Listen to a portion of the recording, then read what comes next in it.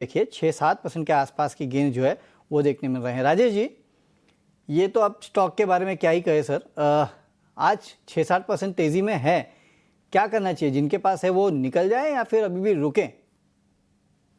जी, trading bounce Varun ji इसमें दिखाई दे रहा है। अगर आप नवंबर से ही देखें तो जब भी ये स्टॉक साढ़े छः रुपये के आसपास आता है तो वहाँ से एक ट्रेडिंग बाउंस देखने को मिलता है। तो यहाँ पे कहीं ना कहीं अगर आप इंडिकेटर्स भी देखें तो एक पॉजिटिव डाइवर्जेंस दिखाई दे रहा है एंड सपोर्ट पे है। तो ये ट्रेडिंग बाउंस एक्सटेंड हो सकता है ₹7.5 तक। तो यहाँ पे फिलहाल होल्ड रख सकते हैं।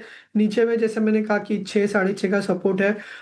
इंटरेस्टिंगली ये स्टॉक जब भी रिबाउंड करता है तो 50 एक्सपोनेंशियल मूविंग के एवरेज के आसपास रेजिस्टेंस लेता है। तो ये बाउंस में अगर 7.5 के लेवल्स आते हैं तो वहाँ पे एग्जिट करने की सलाह होगी।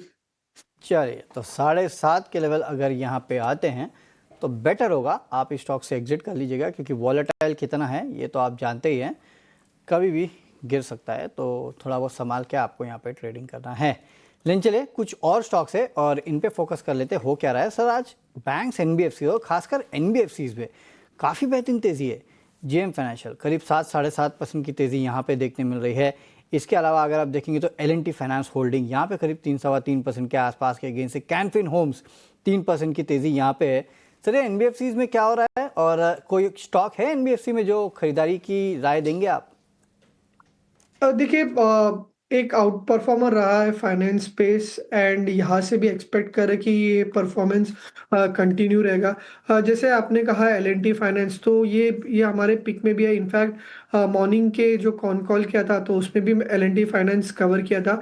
एल&टी फाइनेंस अगर आप देखें तो 2017 का जो स्विंग हाई था लगभग 190 का, तो वो अभी क्रॉस करा है। तो एक 7-8 साल के बाद का एक long term breakout L&T finance में देखने को मिल रहा है। तो यहाँ से काफ़ी बड़े टारगेट्स एल&टी फाइनेंस में दिखाई दे रहे हैं। तो कोई भी डिप आता है 195 के आसपास तो वहाँ पे ऐड करने की सलाह होगी। नीचे में अगर आप देखें तो जो हायर बॉटम है वो अराउंड 188 के आसपास है।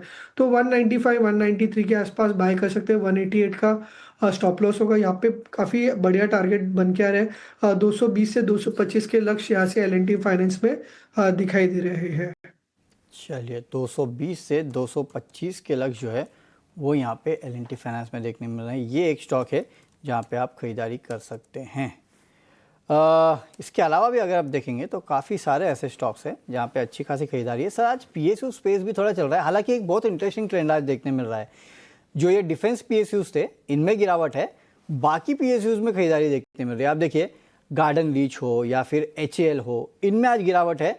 और जो चलना शुरू हो चुके हैं उसमें बीएचईएल जैसे स्टॉक है, मेटल काउंटर्स है, वहाँ पे खरीदारी देखने मिल रही है।